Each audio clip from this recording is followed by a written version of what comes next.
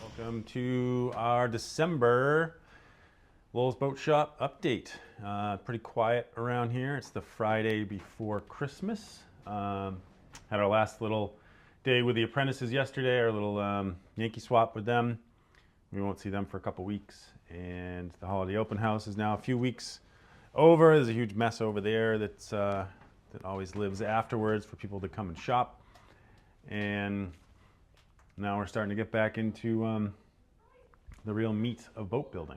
So it usually takes a week or a week and a half after the open house to sort of regain control of the shop. And we have done that here to an extent. Got another plank on the old bank story over here, the new bank story I should say. And then we glued up this, scarfed up and glued up this mile-long plank here. And I did this once in a class at the Wooden Boat School.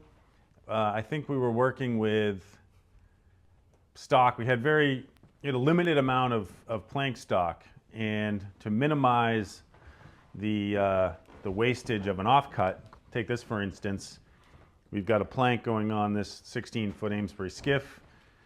We've scarfed it in the middle, but I've got 4 feet hanging off. I'm going to end up cutting that off, somewhere in here, and I'll end up with a little bit on the end. The boat that I built at the Wooden Boat School, where we did this, we needed every inch of planking we had, so we just one day scarfed everything we had together, and like a ribbon, we cut off links that we needed, and the scarves fell where they fell, but we minimized the wastage, and so that's the idea here. I'm going to measure with a tape measure the length of the next plank and cut that much off. Same thing, I'll end up with some kind of a long offcut that I'll use when I scarf up the shear planks. So this will be a 4-plank boat, and these will hopefully go on Monday when I'm in here by myself.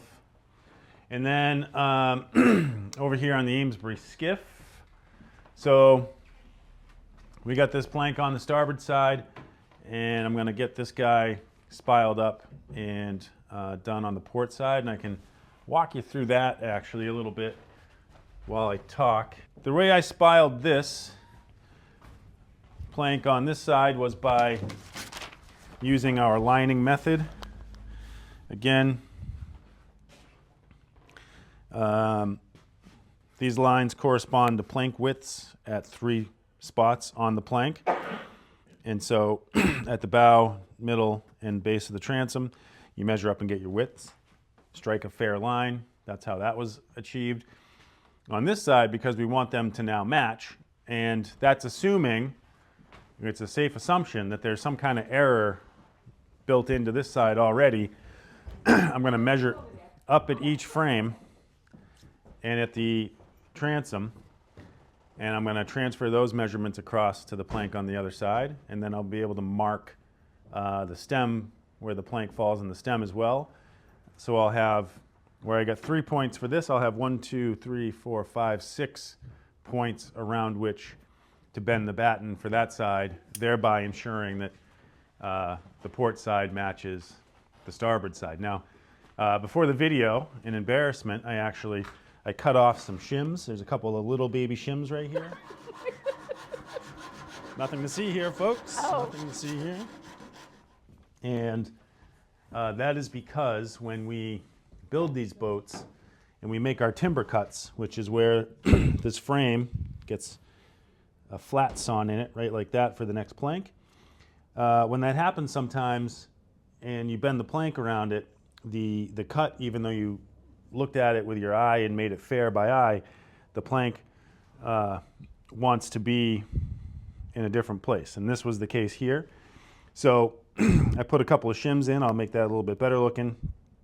But I don't do the timber cuts at the same time for that reason. So after these were in and the proper angle was achieved, then I copied this angle to the other side, so the other side won't need a shim. And that's why you can't necessarily do 2 sides at once or do the 2 sides independently, because with a boat like this, the shape is more dictated by the planking than the frame.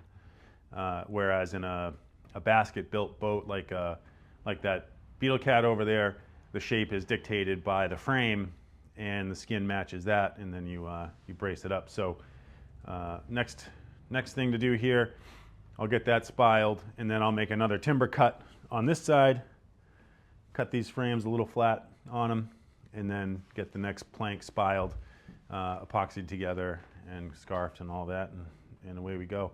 Now I have a lot of experience in our own Amesbury skiff, and can't leave well enough alone, so I added a 1/2 inch to the height of the garboard, and I'm adding a 1/4 inch to the height of each of these planks, which will give me another 1.25 inches more height, I guess, at the top of the boat. There was an old builder's note that said, had the lining all written out, and it said, alter at your peril. And so with these boats, you do have some wiggle room to do that, but you don't have a lot. And so if you know, in my case here, I'm actually concerned about these timber cuts next. You know, that one will be pretty good because I have enough meat on the frame. This guy here is going to barely, it's going to be hardly anything. And so if the planks get too high or your flare is too wide, you actually run out of frame to dub off. So that's a concern. And if that is the case, then what you can do is you can actually over bevel your plank here, bring that angle in, and then you can actually get into your frame. And so a little bit risky, and if I had to, I could strike a new line on there and bevel it on the boat. It's not an ideal thing, but it is something you can do if you have to. Over here, so we've got a new boat builder here, or a new boat builder trainee named Pepper Wallace, and she comes from building and restoring historic windows, has a lot of woodworking experience, and wants to get into boats. So this is an 11-foot Deer Isle skiff, pretty basic boat for us. We build a 10 and a 12. These folks wanted an 11. So not a big deal to alter it. What I'll probably do, knowing the 10 is pretty small, is shrink down the numbers for a 12 to an 11, meaning we'll make the bottom as long as it wants to be for an 11-foot boat. And then, which looking at this is about 10 feet. I got an 8-foot piece of ply, and then maybe it's 18 inches, so maybe it's 9.5 feet. And then I'll use the rest of the numbers, like the lining you saw for this, for a 12-foot boat, which will give me sides that are a little bit higher than they would be for just a regular 10-footer. But I think that'll make for a better boat. And so that kind of mix mash of numbers and stuff, again, is very easy to do with these flat bottom boats, and I do it all the time here to try to improve upon the boats. And I do try to use all of the boats that we make at least once or twice to get a feel for them, to get an idea of what could be better. And then the hard part is recording that for somebody else in the future who may not have that experience, so they can read that and build appropriately. Coming over here, so we just stored these guys here for the holiday open house, but I will be teaching a class in February in the Bronx, building this at Rocking the Boat over the 2-3 day weekends. So keep an eye on the Wooden Boat School website for that. I'm also going to do a class here in April or May. We're still trying to hammer out details on that, building this boat as well. So 2 opportunities, one in the Bronx and one here. I'll also be building a Shelburne Dory at the Wooden Boat School this summer. And apropos of that, so a couple of years ago, myself, Brad Dimmick, Cricket Rust, and Douglas Brooks formed the Dory Heritage Project to record Milford Buchanan and his building of a Shelburne Dory. And what's unique about Milford is that he's like 5 people removed from the guy that originated the shop up there in 1880. So he's building those dories as close to 1880 style as you possibly could. So we went up there and recorded that, and that book that we produced should actually be in publication by first few weeks of 2025. So that's going to be available for sale on our website as soon as it comes out. Keep an eye on that. I'm sure you'll hear about it through our social and all that kind of stuff. But basically, it's a how-to build the boat with plans and with the history all recorded. So that ideally is part of a bigger project, doing this with other similar organizations, including us. We need to do it here as well. But a very cool thing and a very useful publication, I think, and I'm excited for that to come out. Over here, this week we got the interior, we'll call it, installed on this Beetle Cat with the kids. So this originally had floors in it. These floors here, made of cedar and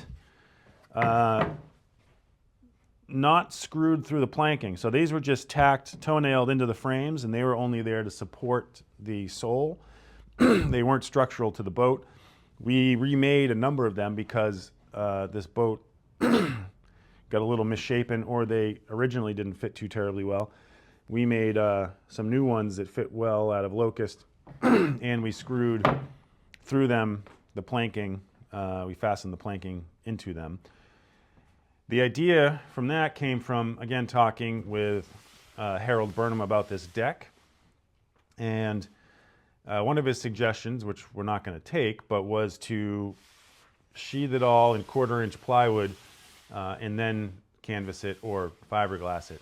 And he said the reason for that is these boats are so low and so flat that you're often sitting, or almost always sitting, opposite of the I guess to windward, right, in the boat. And the wind blowing on the sail, the boat's always trying to rack this way, being such a flat and wide boat, and that the plywood would actually add a lot of rigidity, plywood on the deck, a lot of rigidity, and keep it from racking as much. So as good as that may be for the boat, it's kind of a permanent solution in that once you put glass on this deck, there's no way you're going to repair it without ripping the whole thing off. And I was disinclined to do that, but also we exist to teach traditional skills, and I think teaching canvassing of a deck and learning it ourselves at the same time is a very valuable skill, and one of those things that if you don't do, the knowledge goes away. And so we're going to do that on here, but the idea with the floors was adding some rigidity to the boat, doing that rather than doing the deck. And also the frames in here, some of them we sistered up, some of them are okay, but they are still original and older, and so the floors are sort of belt and suspenders for that. And after that was done, then we could lay in this floor. But a really interesting scenario here, this ceiling is all nailed in with ring nails, which is fairly unusual, I would say, in that it's kind of a permanent solution. You're not taking that out. The decking here too had been nailed with ring nails. We went back and did it with screws with the idea that somebody might want to get under there at some point, and having to rip ring nails out, especially out of locust floors, is going to be almost impossible. So we've made those to be removable, but coming along. And then in the other room here, Molly has been back from the sea. It's getting dark here, folks. Must be getting towards 3:30 in the afternoon. Molly back from sea. I've had her working in here over the last couple of days. And so, talking to Plymouth, they want us to install a sole in this boat.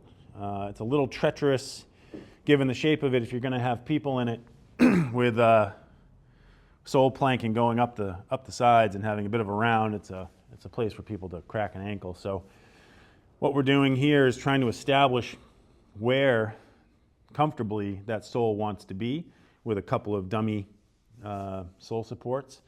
And then what we'll do is we'll go back and we will make we'll start with every other frame and see how if that's enough framing for the sole, every other frame in oak, and then if that's enough, then we'll stick with that. And then we'll lay a cedar deck in here, and it'll be good to go. But this boat will be here at least probably until May, and then we'll see where it ends up after that. So let's not forget about our little haven over here. Just waiting for an owner for spring. Hoping to get William to get this finished out and painted up in time for the spring. We still have the rig to make. I'm sort of waiting or trying to get this cat boat in kind of done, or pretty much done, so that then I can free up some space to make the rig for this, and we have a couple of other little boat repair things, rebuild things for the kids to do. So including finishing out that little Peapod Dory and getting it painted up and prettied up for the spring. But I should note, we do have listings for used boats on the website. We also have a number of other boats here that could be or are for sale that aren't listed, and those come and go. I know that's on the website, but that Peapod Dory is going to get finished up, painted up, and then that will be for sale for the summer. And a couple other boats out here in the yard that I say they aren't ready for prime time. They might need a little bit of work, and that's what the kids will be doing. But if you're looking for a project boat or something like that, we do have those. So bear that in mind.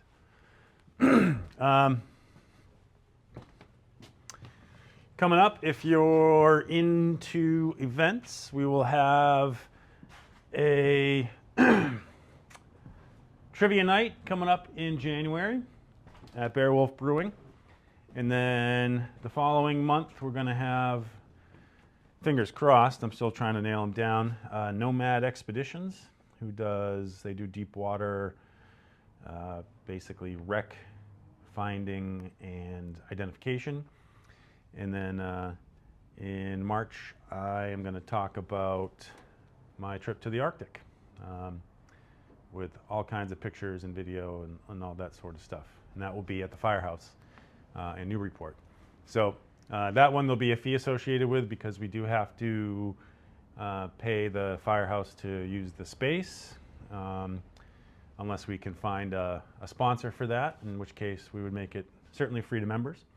So that's the winter goings on as we know it, and it's starting to get cold in here, that's for sure. But this place will be quiet. We'll be closed. Be returning on whatever that is, the 5th of January, the 2nd of January, sometime after. Check the website for details. That's where all that information will be, because it's always changing.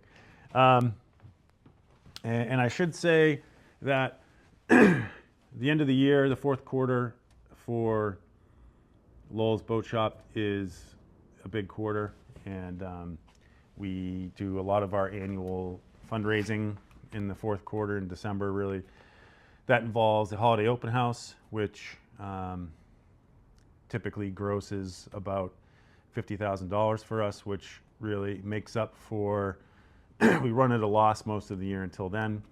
And then our annual appeal, where we send out a letter basically detailing what this place is all about and why it's worthy of your support.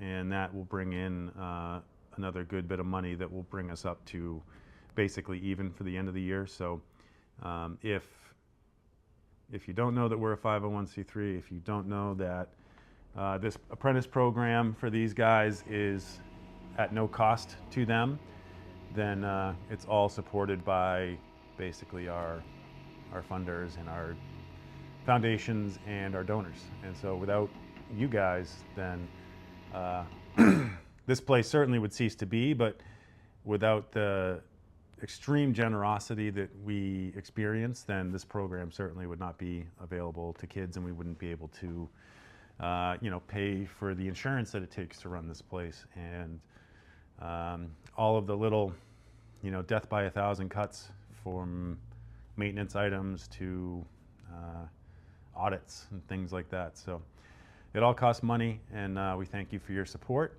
and check us out. Thanks. Hi, I'm Troy McClure.